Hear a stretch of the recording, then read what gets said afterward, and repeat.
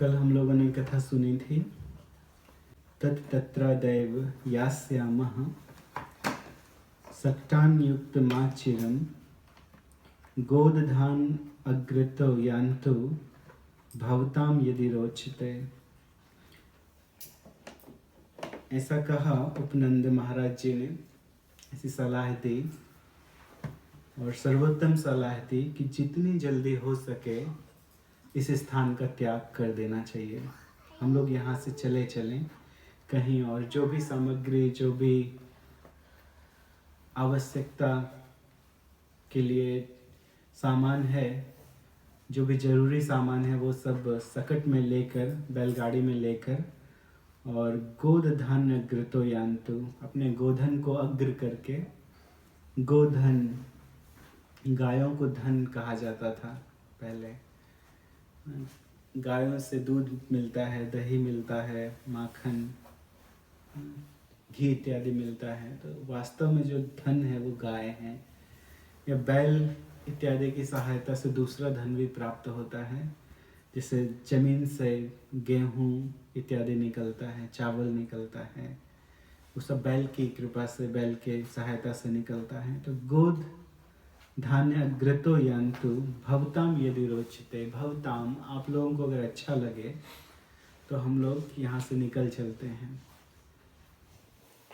इसके बाद आगे का श्लोक है, वैसे हमारे पीछे दोहराइए। तच्छ्रुत्वा से शुरू होता है। तच्छ्रुत्वा एक धिया गोपा, ठीक है। तच्छ्रुत्वैक धियो गोपाः, साधु साध्विति वादिनः, ब्रजान् स्वान् स्वान् समायुज्य, ययोरूढ परिच्छदः। तच्छ्रुत्वैक धियो गोपाः, साधु साध्विति वादिनः, ब्रजान् स्वान् स्वान् समायुज्य, ययोरूढ परिच्छदाः। तच्छ्रुत्वैक धियो गोपाः, साधु साध्विति वादिनः, ब्रजान् स्वान् स्वान् समायुज्य,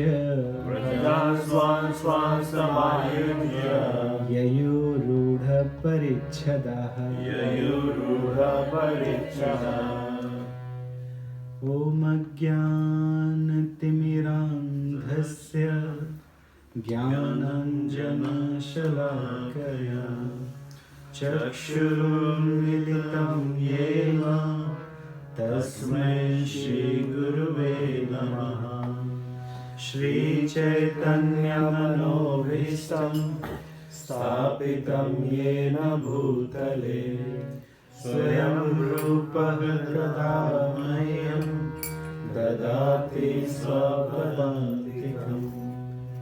वन्देऽहं श्रीगुरु श्रीयुतपदकमलं, श्रीगुरुं वैष्णवांश्च, श्रीरूपं साग्रजातं सहगना रघुनाथान्वितं तं सजीवं साद्वैतं सावधूतं परिजनसहितं कृष्णचैतन्यदेवं श्रीराधाकृष्णपादं सहगना ललिता श्रीविशाखान्वितंश्च। हे कृष्ण करुणा सिंधु दीनबंधु जगत्पते, गोपेश गोपिका कांत राधा कांत नमोस्तुते।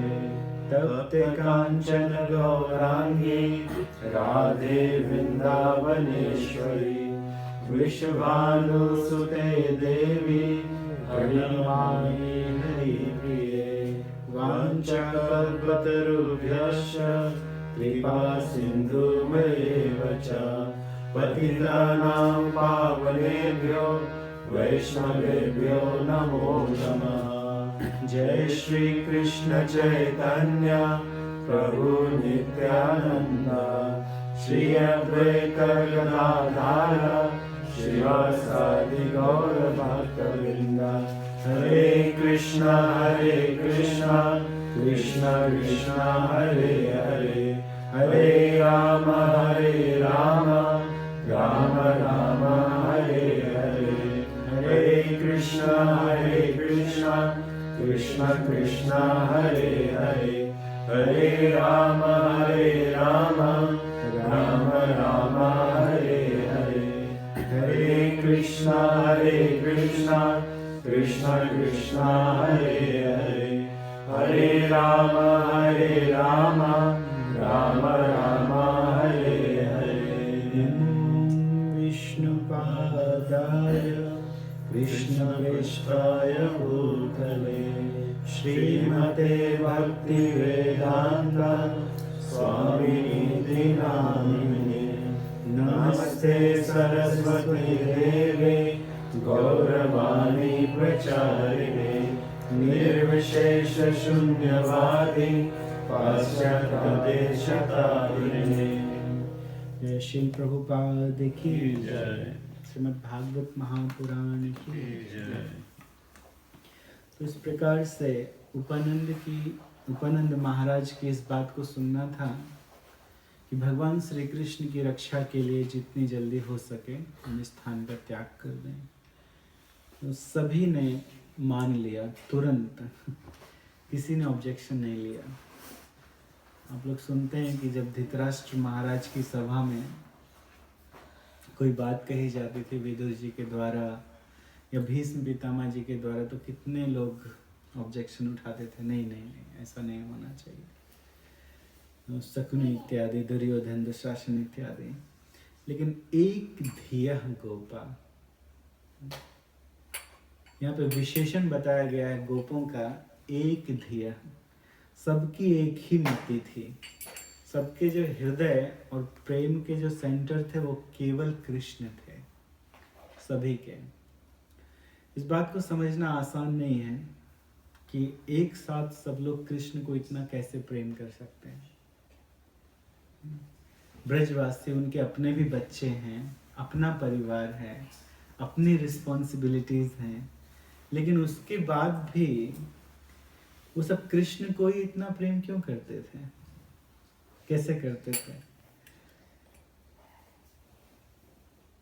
हम लोग इस बात को जानते हैं, या आगे आप लोग कथा सुनेंगे। इस कथा को हम लोग हैमिल्टन में कहेंगे, 7 दिन की कथा जन्माष्टमी के समय, कि ब्रह्मा जी ने बालकों की चोरी कर ली थी। आप लोगों ने पहले भी सुना होगा कि ब्रह्मा जी एक बार सारे बालकों को चुरा कर ले गए थे। ब्रह्मा जी ने सोचा कि ये कैसे भगवान हो सकते हैं जो साधारण ग्वाल बालों का जूठा खा रहे हैं। बड़ा आश्चर्य हुआ ब्रह्मा जी को। हमारे जैसे कितने कितने ब्राह्मण बड़े बड़े मंत्रों को पढ़ के इनको बुलाते हैं यज्ञों में कि आ जाइए, और फिर भी इनकी इच्छा ना हो तो ना आए। लेकिन साधारण ग्वाल बालों का, जिनको अछूत माना जाता है, लोग बाहर बैठालते हैं, ब्राह्मण घर के अंदर प्रवेश वर्जित, उनका जूठा भगवान खा रहे हैं। ना कोई यज्ञ, ना कोई मंत्र, ना कोई आवाहन। ये कैसे भगवान हो सकते हैं। चलो एक लीला करता हूँ कि जितने भी बालक यहाँ हैं, जितनी भी गाय हैं, सबको चुरा लेता हूँ, फिर देखता हूँ कि ये क्या करते हैं। अगर भगवान होंगे तो समझ जाएंगे, तो हमसे कहेंगे ब्रह्मा जी लौटा दीजिए। तो ब्रह्मा जी सारे बालकों को ले गए, गौओं के बछड़ों के साथ ले गए, लकड़ियों के साथ में ले गए, और अपने धाम में सबको सुला दिया। अपनी माया शक्ति से सुला दिया सबको। और फिर वापस आए देखने के लिए कि देखते हैं वो कृष्ण तो रो रहे होंगे नीचे। तो इतनी देर में इस पृथ्वी में 1 वर्ष निकल गया। बहुत समय निकल गया, बहुत समय निकल गया। जब लौट के आए तो देखे कि सारे बालक वहीं थे, सारी गऊएं वहीं थी, सबके सब वैसे ही लाठी समेत ले गए थे, सबके सब वैसे जैसे ले गए थे वैसे ही सब यहाँ। तो ब्रह्मा जी को आश्चर्य, ऐसा कैसे हो सकता है। तो ब्रह्मा जी वापस गए अपने धाम में देखने के लिए, ब्रह्मलोक में।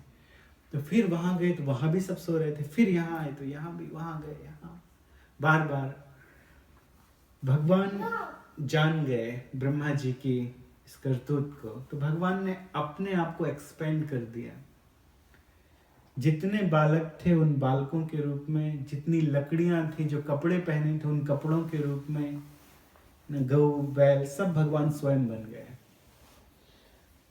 और उस समय वृंदावन में प्रेम की बाढ़ आ गई थी,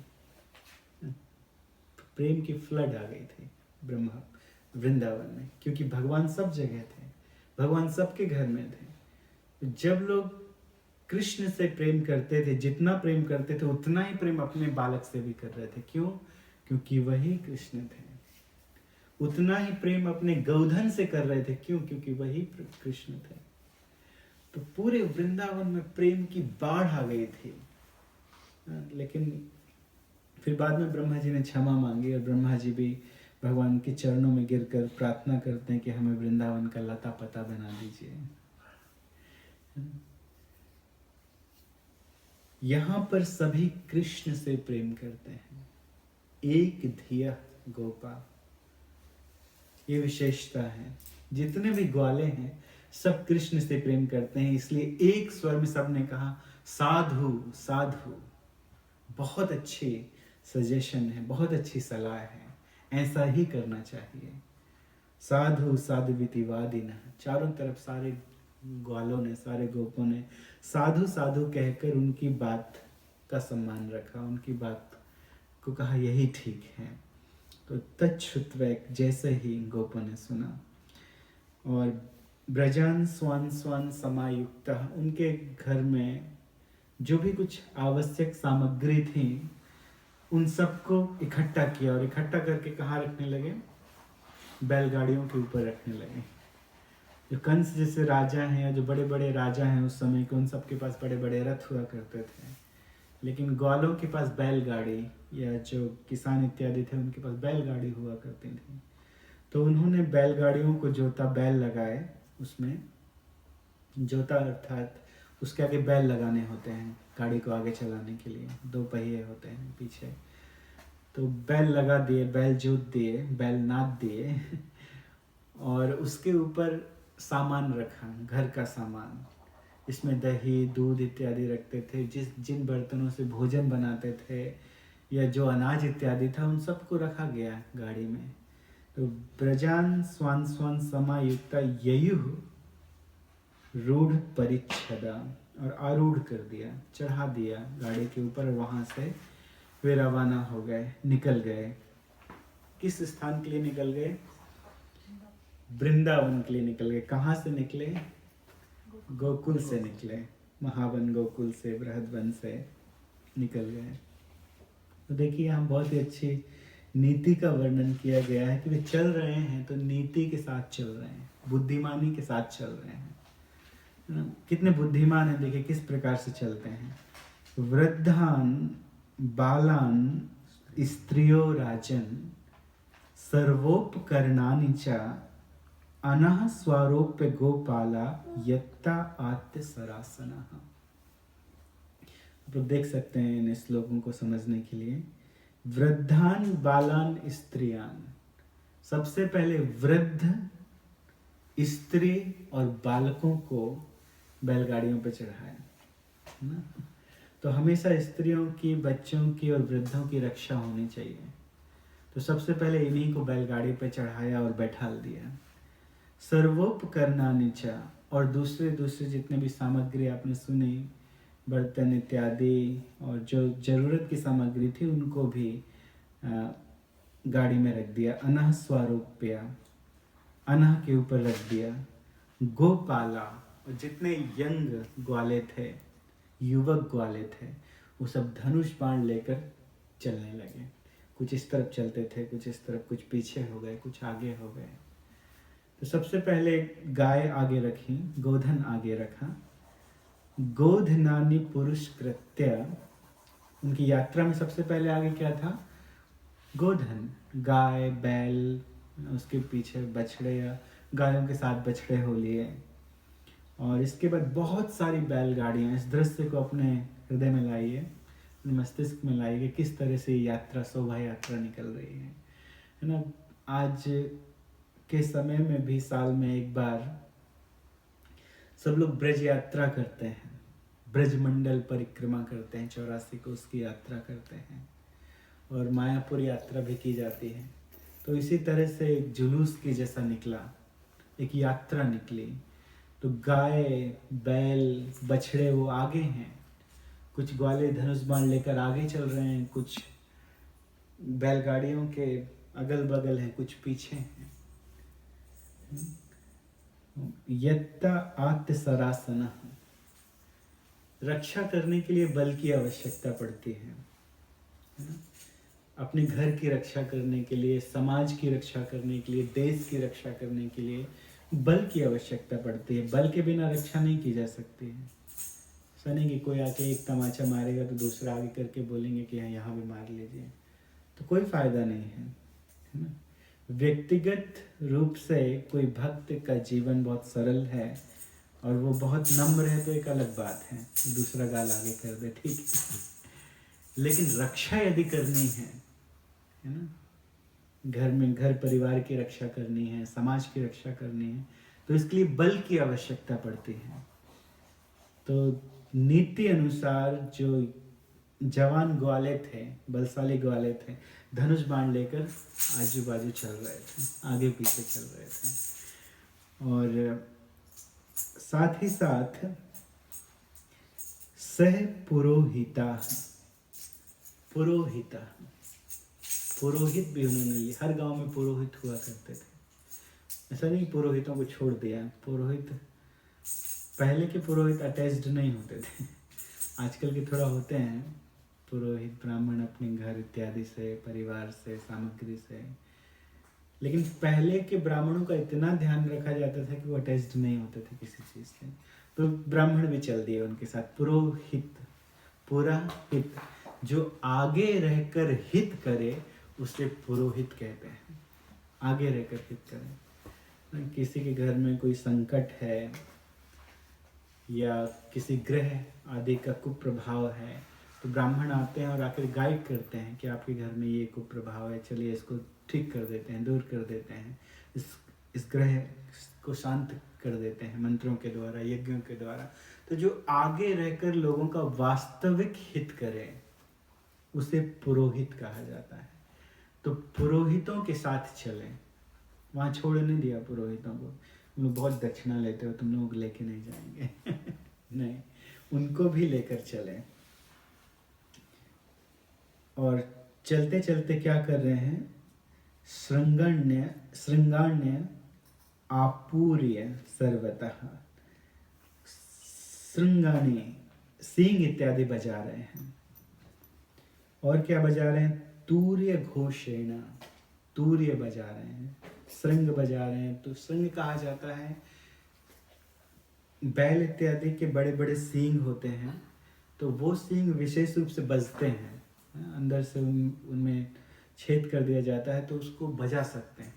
तो उसको जोर जोर से बजा रहे थे, बिगुल बजा रहे थे, तुरही बजा रहे थे। क्यों बजा रहे थे? महता, एक महान शब्द उत्पन्न हुआ। इसमें भी नीति है कि वे बजा क्यों रहे थे। इसलिए बजा रहे थे कि सबको पता चल जाए कि हम निकल गए हैं।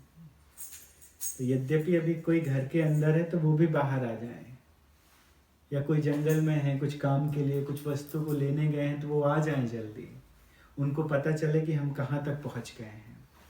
या कोई गाय इत्यादि यदि वन में चली गई हैं तो आवाज़ सुन के वो भी आ जाएंगे। इसलिए सींग इत्यादि बजा रहे थे, तुरही बजा रहे थे, बिगुल बजा रहे थे। तो एक महान शब्द हुआ और एक शोभा यात्रा की तरह वे वहाँ से निकल पड़े। तो विशेष रूप से गोपियों का संबोधन करते हुए कहते हैं कि गोपियाँ किस प्रकार से बैठी हैं। गोप्यो रूढ़ रथानुत्न कुच कुमकुम कांतयः कृष्ण लीला जगुः प्रीत्या निष्ककण्ठ्य सुवाससः। गोपियों के विषय में कहते हैं गोपियों ने बहुत अच्छे वस्त्र पहने हैं और बहुत अच्छे से अपने आप को सजाया है। गोपियों ने वृंदावन जा रही हैं तो अपने आप को सजा के जा रही हैं गोपियां। गोपियों रूढ़ रथा, वे रथ पर आरूढ़ हैं। दूसरे लोगों के विषय में कहा गया कि वो बैलगाड़ी में बैठे हैं, है ना। कहा गया कि उनको बैठाला गया अनह के ऊपर, बैलगाड़ियों के ऊपर, लेकिन गोपियों को कहाँ बैठाला गया है? रथ के ऊपर। गोपियों के लिए रथ शब्द प्रयुक्त किया गया, क्यों? बैठी वो भी बैलगाड़ी के ऊपर है, लेकिन सुखदेव गोस्वामी कह रहे हैं कि वे विशेष बैलगाड़ी हैं, थोड़ी ऊंची हैं, रथ के समान दिखती हैं। यह गोपियों की सुंदरता के कारण, जब गोपियां बैठी हैं उन बैलगाड़ियों के ऊपर, तो वो बैलगाड़ी नहीं, वो रथ के समान लग रहे हैं। तो इसलिए सुखदेव गोस्वामी जी कहते हैं गोप्यो रूढ़ रथा नूतनः कुछ कुंकुम कांतयः, और उन्होंने अपने शरीर को विशेष प्रकार से सजाया है। विशेष रूप से सुखदेव गोस्वामी कहते हैं कि अपने स्तनों पर उन्होंने कुमकुम का लेप किया है, जिसकी लालिमा से वे बहुत सुंदर लग रही हैं। इसका दूसरा अर्थ ये है कि गोपियां इतनी सुंदर हैं, स्वतः उनमें इतना तेज है कि यद्यपि उन्होंने कुमकुम का लेपन किया है, लेकिन उनका तेज कुमकुम के लेपन को भी फीका कर रहा है। तो स्वतः गोपियों में तेज है, बहुत सुंदर है। बहुत अच्छे वस्त्र पहने हैं, निष्ककण्ठ्य, गले में हार इत्यादि पहने हैं। और गोपियों की एक विशेषता बतला रहे हैं कि कृष्ण लीला जगुः प्रीत्या, प्रेम में अपने हृदय के सेंटर, उनके हृदय के केंद्र भगवान श्री कृष्ण की लीलाएं गा रही हैं। गोपियां लीलाएं गा रही हैं और सुन भी रही हैं। कुछ गोपियां गाती हैं, कुछ गोपियां सुनती हैं। तो ब्रजवासियों के पास यही काम है कि भगवान श्री कृष्ण के विषय में गाना, सुनना। तो अब तक जो लीलाएं हुई थी, जैसे कि पूतना का वध, सक्टासुर का उलट जाना, तृणावर्त का वध, मैया के द्वारा भगवान को बांधा जाना, या भगवान जो भी लीला करते थे वृंदावन में, जैसे खाते थे, जैसे पीते थे, जैसे बोलते थे, किसके पास जाते थे, उन सारी लीलाओं को, किस प्रकार से भगवान माखन चुरा चुरा के खाते थे गोपियों के पास, इन लीलाओं को भी गा रहे हैं। शब्दों में एक गीत बना लिया है और गीत गाते जाते हैं। दूर जाना है, उस समय कैसे कटे। कृष्ण बलराम तो केवल मैया के पास बैठे हैं, तो उस समय कैसे वो कृष्ण बलराम के साथ रहेंगे? तो कृष्ण बलराम की लीलाओं के द्वारा, उनके विषय में गाकर उनके साथ रहेंगे, उनके विषय में सुनकर उनके साथ रहेंगे। तो एक सुंदर समय है, एक बहुत ही अच्छा समय है जहाँ गोपियाँ गा रही हैं। तो यहाँ भी गोपियाँ गाएं भगवान के विषय में। भगवान जा रहे हैं वृंदावन में, है ना, तो गोपियाँ गाएं, भगवान को गा के बजा के ले जाते हैं वृंदावन।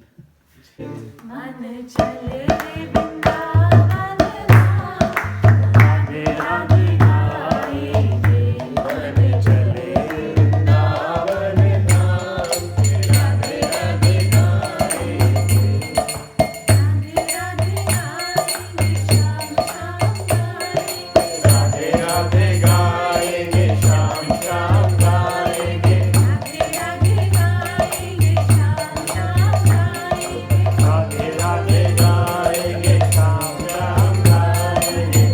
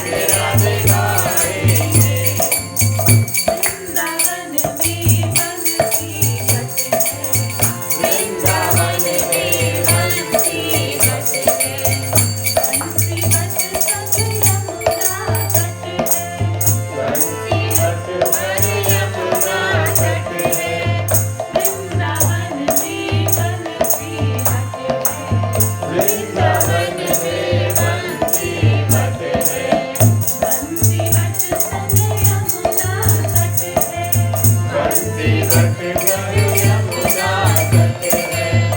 जहाँ खेलेंगे राधे श्याम, राधे राधे गाए।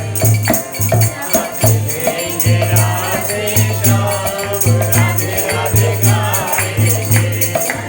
चले वृंदावन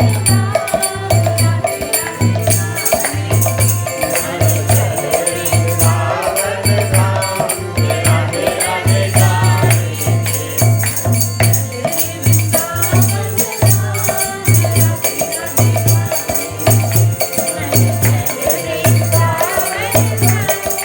राधे राधे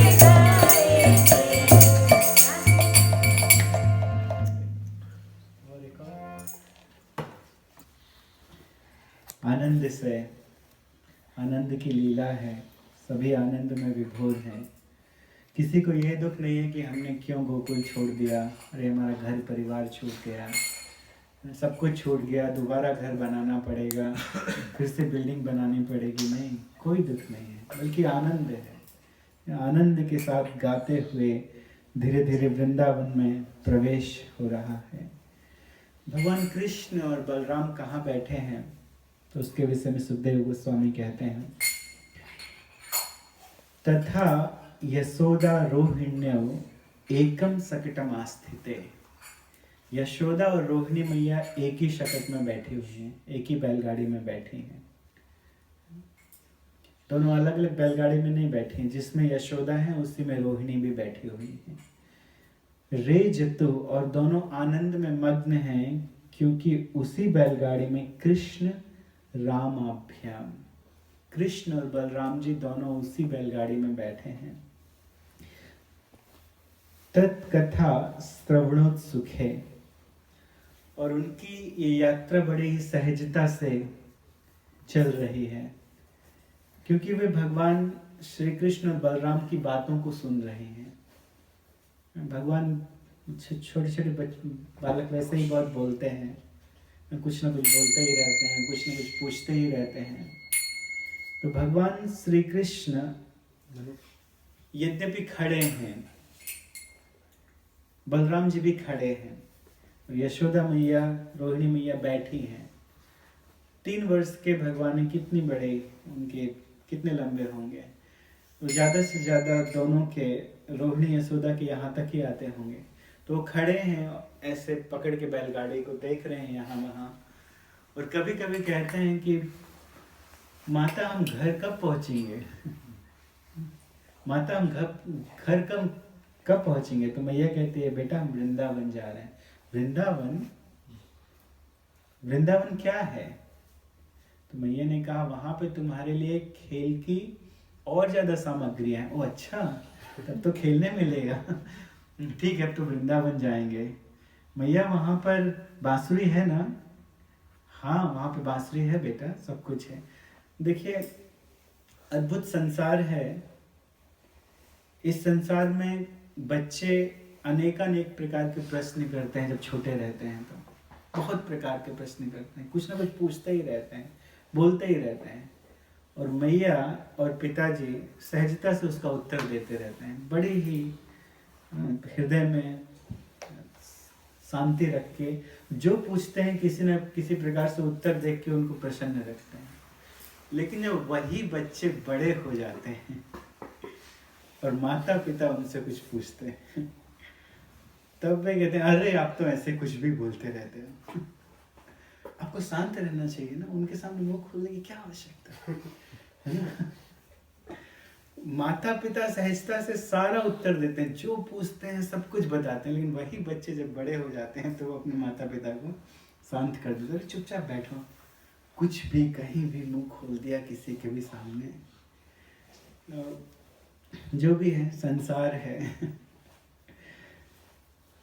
यहाँ पे कृष्ण बलराम अनेक प्रकार के प्रश्न करते हैं संसार को देख के। कभी कभी मोर को देख के ऐसा कहते हैं, मैया देखो वो क्या है।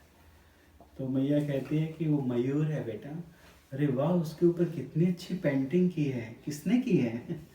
तो मैया कहती है कि भगवान ने की है, भगवान ने उसके ऊपर ही पेंटिंग की है। अच्छा अच्छा, ये शब्द कहाँ से आ रहा है, कुहू कुहू कुहू। तो मैया कहती है वो कोयल है, वृंदावन में वो कोयल है। तो अच्छा, बहुत खुश हो जाते हैं जब भी कोयल बोलती है, तो भगवान भी उसके पीछे कुहू कुहू आवाज़ करते हैं, वैसे ही बोलने का प्रयत्न करते हैं। जैसे कोयल बोलती है वैसे ही भगवान नकल उतारने की कोशिश करते हैं। और कभी कभी वृक्षों को देखकर कहते हैं कि देखो मैया, इस वृक्ष के पत्ते कितने स्थिर हैं, थोड़ा भी नहीं हिलते, ये कौन सा वृक्ष है? तो मैया कहती है पीपल है। फिर दूसरे वृक्ष को देख के कहते हैं इसकी तो कितनी बड़ी बड़ी दाढ़ी है, ये कौन सा वृक्ष है? तो मैया कहती है ये बरगद है। बरगद जानते हैं ना, बड़े बड़े लता नीचे निकल आती हैं उनकी बहुत इत्यादि। तो कभी कभी किसी वृक्ष को देखकर कहते हैं कि मैया देखो कितने सारे एग्स हैं इसमें, कहाँ से आए? तो मैया कहती बेटा ये गुलेर है, ये गुलेर का वृक्ष है, इसमें छोटे छोटे फल लगे हुए हैं। तो इसी तरह से बड़ी ही शांति के साथ जो पूछते थे मैया बताती थी। और मैयाओं का हृदय तो वास्तव में कृष्ण के श्री विग्रह में लगा हुआ है, उनके चेहरे में लगा हुआ है, देख रही हैं। कभी ये भी ध्यान रखते हैं कहीं गिर ना जाए। रास्ते से जाते हैं तो कभी कभी बैलगाड़ी किसी पत्थर के ऊपर आ जाती है, तो मैयाओं को ये भी ध्यान है कि कहीं गिर ना जाए, तुरंत पकड़ लेती। तो इस प्रकार से आनंद से कृष्ण रामाभ्याम दोनों आनंद देते हैं, अपनी मैया को आनंद देते हैं अनेक प्रकार की बातों से। और कृष्ण स्वयं कथा सुना रहे हैं, कई प्रकार की बातें कर रहे हैं। कभी कभी कुछ कथा सुनाने लगते हैं अपने आप, भगवान श्री कृष्ण कुछ न कुछ बोलने लगते हैं। उस वृक्ष को देखो, उस वृक्ष के नीचे श्री रामचंद्र जी बैठे हैं, सीता जी के साथ में बैठे हैं, लक्ष्मण जी बाजू में खड़े हैं, कुछ भी बोलने लगते हैं इस प्रकार से। तो मैया इत्यादि बड़े ध्यान से सुनती हैं। श्रवणोत कथे, श्रवणोत सुते, बड़ी उत्सुकता से श्रवण उत्सुके उनकी कथा को सुनती हैं। वृंदावनम संप्रविश्य सर्वकाल सुखावहम तत्र चक्र ब्रजावासम सक्तेर अर्धचंद्रवत्। तो धीरे धीरे वो लोग वृंदावन पहुंच गए। वृंदावन को देखकर सभी बहुत प्रसन्न हुए। वृंदावन सर्वकाल सुखावहम, हर काल में सुख देने वाला है। गर्मी में भी सुख देता है, ठंड में भी सुख देता है, और बरसात के महीने में भी सुख देता है। आप किसी भी स्थान पर चले जाइए, लेकिन वो आनंद आपको नहीं आएगा जो आनंद वृंदावन में आता है। किसी धाम में भी पहुंच जाइए, लेकिन वृंदावन धाम एक विशेष आनंद देने वाला है, एक विशेष अनुभूति देने वाला है। जैसे ही वृंदावन धाम में प्रवेश करते हैं तो ऐसा लगता है कि मानो आप गोलोक वृंदावन में है, वैकुंठ में है। एक विशेष प्रकार का बहुत सुखद वाइब्रेशन चारों तरफ फैला हुआ है जो आपको आनंदित कर देता है। आप सब वृंदावन गए होंगे, सभी वृंदावन जाके आए हैं, तो सभी को अनुभव है। और वृंदावन छोड़ने के बाद अच्छा नहीं लगता है, ऐसा लगता है कि दोबारा कब वृंदावन पहुंच जाए। जो एक बार ब्रज में चला गया तो उसका हृदय वास्तव में वहीं रह जाता है। कहीं भी पहुंच जाए उसको वृंदावन की याद आती है। और जो लोग वृंदावन में रहते हैं वो तो और कहीं रह ही नहीं सकते, वो तो ये सोचते हैं कितनी जल्दी हम वापस वृंदावन पहुंच जाएं। भले गर्मी है, बहुत गर्मी है वहाँ पर, लेकिन फिर भी वो यही सोचते हैं कि हम कितनी जल्दी वृंदावन पहुंच जाएं और वहाँ का आस्वादन करें। वृंदावन सर्वकाल सुखावहम, हर काल में वृंदावन सुख देने वाला है, आनंद देने वाला है। तत्र चक्र ब्रजावासम, वहां जाकर उन्होंने क्या किया, वहां जाकर उन्होंने अपने सकट को, अपनी बैलगाड़ियों को अर्धचंद्राकार में खड़ा कर दिया। पीछे से बहुत प्रकार की झाड़ियां थी, ऐसा हरिवंश पुराण में और विष्णु पुराण में इसी संदर्भ को इस तरह से कहा गया है कि पीछे बहुत सारी कटीली झाड़ियां थी, तो पीछे से फेंस बनाने की जरूरत नहीं थी, क्योंकि ऑलरेडी वहाँ पे झाड़ियाँ थी, तो वहाँ से तो कोई आएगा नहीं। इस तरफ उन्होंने अपनी बैलगाड़ियों को खड़ा कर दिया ऐसे अर्धचंद्राकार में, जहाँ तक वो झाड़ियाँ थी, और बीच के स्थान में वो सब निवास करने लगे, वो सब रहने लगे। तो अलग से कुछ फेंस इत्यादि बनाने की आवश्यकता नहीं थी। तो बहुत ही प्रसन्न थे, प्रसन्नता के साथ वहाँ पर रहे। और क्या देखा? वृंदावनम गोवर्धनम यमुना पुलनानि च वीक्ष्यासीदुत्तमा प्रीति राम माधवयोर्नृपा। तो राम और माधव, भगवान श्री कृष्ण के लिए माधव शब्द कहा गया है। माधव का अर्थ होता है लक्ष्मीपति। द्वारिका में रहते हैं, लक्ष्मी जी उनकी सेवा करते हैं। रुक्मणी जी और कोई नहीं बल्कि लक्ष्मी जी हैं। लक्ष्मी जी सेवा करती हैं, और ब्रह्मा जी तो कहते हैं लक्ष्मी सहस्त्र सत संभ्रम सेव्यमानम गोविंद मादि पुरुषम तमहम भजामि। एक दो लक्ष्मियां नहीं, वैकुंठ में हजारों हजारों लक्ष्मी, सहस्त्र सत लाखों लक्ष्मियां सेवा करती हैं, करोड़ों लक्ष्मी सेवा करती हैं। लेकिन वो भगवान ब्रज में आना चाहते थे। उपानंद महाराज और दूसरे गोपों के हृदय में उन्होंने ये भाव जागृत किया था, लेकिन वो स्वयं जाना चाहते थे। क्यों न रहना चाहेंगे? भगवान है वृंदावन वासी।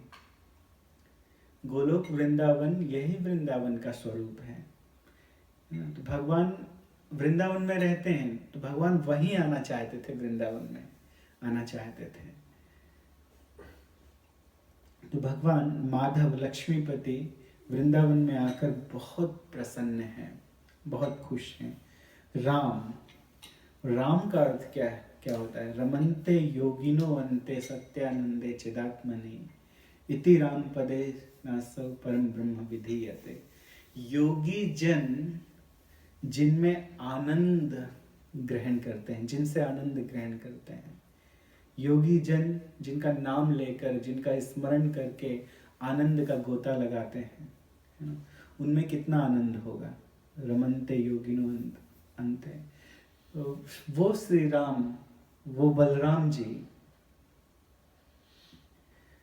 वो भी आनंद का अनुभव कर रहे हैं वृंदावन को देख के। तो वृंदावन में क्या देखते हैं? वृंदावनम गोवर्धनम, गोवर्धन पर्वत देखते हैं। आज भी जाएंगे तो वही गोवर्धन पर्वत है, जो गोवर्धन पर्वत उस समय था जब वहां पे भगवान थे। और इसी गोवर्धन पर्वत को भगवान ने अपनी कनिष्ठा के ऊपर उठाया था। ये वही गोवर्धन पर्वत है, वही रज है जहां भगवान खेले थे।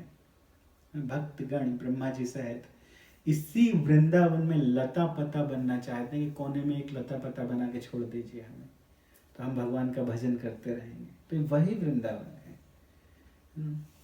रज वही है, गोवर्धन वही है, यमुना पुलनानि च, और वही यमुना है जिसमें भगवान कूदते थे, गोता लगाते थे, गोपियों के कपड़े चुरा लेते थे। वही वृंदावन है, वही केशी घाट है। जय राधे, जय कृष्ण, जय वृंदावन। हो जाए प्रभु।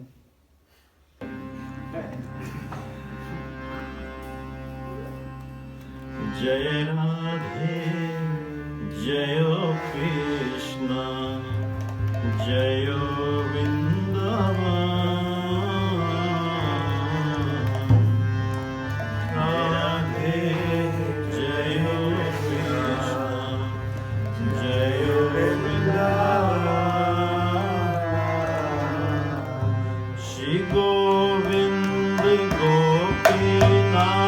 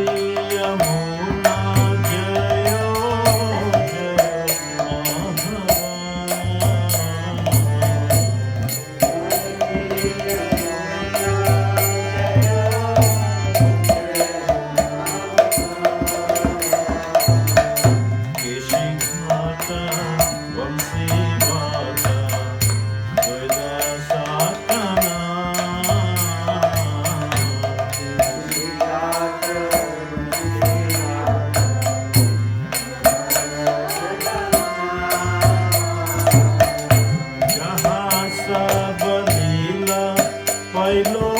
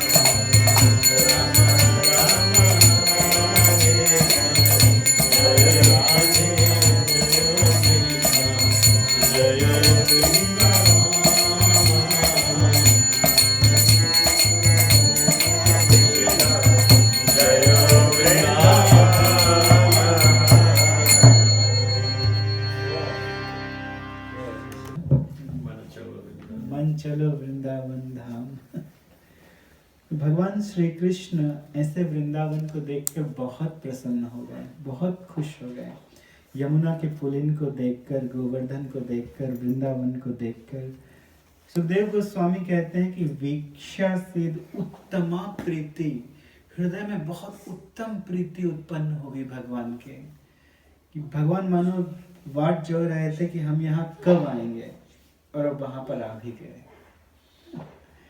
भगवान श्री कृष्ण बहुत प्रसन्न हुए, श्री बलराम जी बहुत प्रसन्न हुए, सारे ब्रजवासी प्रसन्न हुए। भगवान प्रसन्न तो सब प्रसन्न।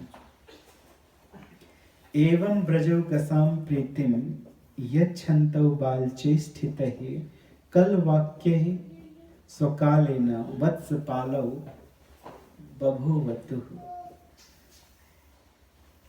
भगवान कल वाक्य ही, कैसी बोली बोलते हैं? कल वाक्य, तोतली बोली बोलते हैं।